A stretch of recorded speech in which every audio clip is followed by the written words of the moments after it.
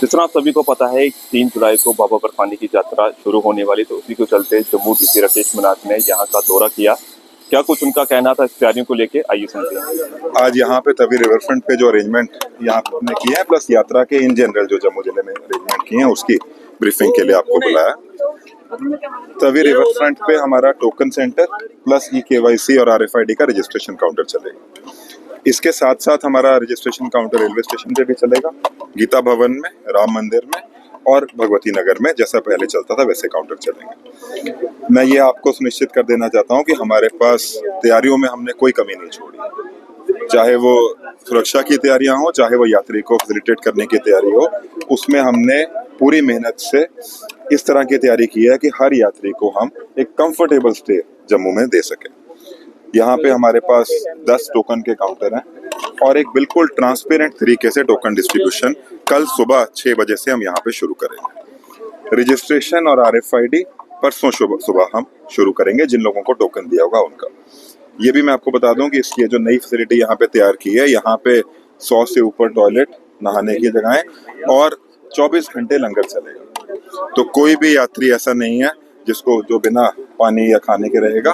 Plus हमने यहाँ पे तकरीबन 4000 यात्रियों के एक अच्छे एनवायरनमेंट में रुकने की तैयारी भी की है। पूरा यहाँ पे बेडिंग, पंखे, हर चीज की तैयारी यहाँ पे की है।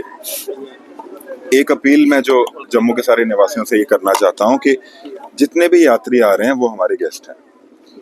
बहुत सारे ऐसे यात्री हैं जो पहली बार आएंगे, तो 4-5 चीजें हमें करनी जरूरी हैं, जो मैं आपके माध्यम से एक अपील सारे जितने हमारे व्यवसाय वाले लोग हैं, जितने हमारे ई-रिक्शा चालक हैं, ऑटो चालक हैं, टेम्पू चालक हैं, होटल इंडस्ट्री के लोग हैं, दुकानदार हैं, होटल वाले हैं, सबसे ये अपील है कि पहली बात, हम सभी यात्रियों को अपना गेस्ट मान के उनसे व्यवहार अपना अच्छा रखें।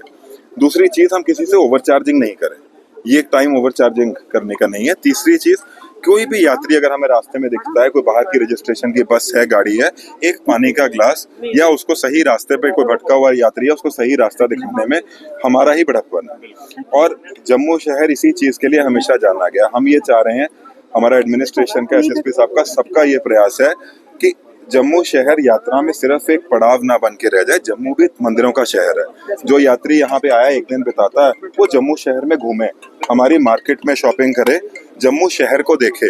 और इसके लिए हम एक और प्रयास भी कर रहे हैं, जो कल हम आपसे शेयर करेंगे। हम चाहते हैं कि जो यात्री यहाँ पे आते हैं, हम उनको ऐसा एक फीलिंग दिलाएं कि एक तो वापस आने की आशा रखे, दूसरा उस यात्री को हम अच्छे से फैसिलिटेट करें। और वो जम्मू में जितनी साइट्स हैं, चाहे वो हमारा बाहू फोर्ट है, रणबीरेश्वर मंदिर है, रघुनाथ मंदिर है, अखनूर का किला है, सुचेतगढ़ बॉर्डर पे हमारी रिट्रीट सेरेमनी होती है, हम उसको प्रेरित करें वहां पे जाने के लिए। उसको प्रेरित करने के लिए एक नई योजना भी है, वो कल आपसे शेयर करेंगे। बट जम्मू के सब लोग साथ मिलके हमें, प्रशासन की इसमें मदद करें, हम आपके साथ हैं। जम्मू शहर में एक मेले की तरह हम सारे यात्रियों को फैसिलिटेट करें, यही आशा हम रखते हैं और इसी के लिए एडमिनिस्ट्रेशन पूरी तत्पर है। मैं दोबारा रिपीट कर रहा हूँ, जैसे मैंने बताया कि कल सुबह से टोकन काउंटर खुल जाएंगे, बिल्कुल ट्रांसपेरेंट तरीके से टोकन बटेंगे। परसों से रजिस्ट्रेशन काउंटर खुलेंगे और जितने भी यात्री हैं उनका main facility Tawi river front पे, अगर जम्मू में किसी को भी आप देखते हैं, हमने जगह जगह पे बैनर होर्डिंग लगाए हैं, उनको आपने तवी रिवर फ्रंट पे आने के लिए ही गाइड करना है। जो रोड है रेलवे स्टेशन के, इस बार हमारे 2 प्रवेश और एंट्री एग्जिट है। नरवाल साइड से भी खुला है और जो रेलवे स्टेशन की एंट्री हम पिछले कुछ सालों से देखते आए वो भी चल रही है। वहाँ पे हमारे रजिस्ट्रेशन काउंटर लगे हैं, दोनों तरफ से रोड आएंगे, रोड खुली रहेगी। सर, पर्टिकुलर एक यात्री को कितने टोकन मिलेंगे? फैमिलीज आती हैं तो फिर सबको लाइन में लगना पड़ेगा या सबको लाइन में लगना पड़ेगा। हम एक यात्री को, जैसा मैंने बताया, 13 साल से छोटा बच्चा यात्रा में आ नहीं सकता है, 70 साल से ऊपर का आदमी नहीं आ सकता। जिसको टोकन लेना है उसको खुद आके, हम एक आदमी को एक ही टोकन। यात्रियों के लिए, जम्मू कश्मीर के लोगों के लिए कुछ मैसेज रहेगा डीसी जम्मू के तौर पर? मैंने वही ऑलरेडी बताया कि हमें सारे यात्रियों को वेलकम करना है, अपने जम्मू में घूमने के लिए उनको मोटिवेट करना है। हमारे जम्मू में बहुत सारी ऐसी जगहें हैं, मैंने कहा कि जम्मू को एक पड़ाव ना बनाकर हमें जम्मू को एक ऐसा स्पॉट बनाना है जहाँ पे यात्री एक दिन पूरा हमारे बाजारों में घूमे, शॉपिंग भी करे, बहुत चीजें मिलती हैं। हमारा यहाँ का डोगरी कल्चर ही ऐसा रहा है जहाँ पे खाना भी अच्छा है। यहाँ क्यों ना यहाँ के उनको कलाड़ी कुलचा, राजमा चावल खिलाए जाए, क्यों यहाँ पे वो बाजार में जाके ड्राई फ्रूट की शॉपिंग ना करें। तो इसके लिए हमें उनको मोटिवेट करना है। सर, यात्रा के साथ साथ कॉमन लाइफ को स्ट्रीमलाइन करने के लिए इस पर हमने बहुत तैयारी की है। पहली बात यह है कि हम जम्मू की कोई भी सड़क बंद नहीं कर रहे। जो पहले सड़क बंद रहती थी या यात्रियों को सड़क पे बहुत टाइम तक धूप में खड़ा रहना पड़ता था। टॉयलेट बाथरूम की फैसिलिटी वहाँ पे नहीं होती थी और काफ़ी रेलवे स्टेशन के आसपास सड़क बंद रहती थी। इस पर कोई भी सड़क बंद नहीं होगी और फिर भी सारा सेंटर जो है हमने यहाँ पे अरेंजमेंट किया है।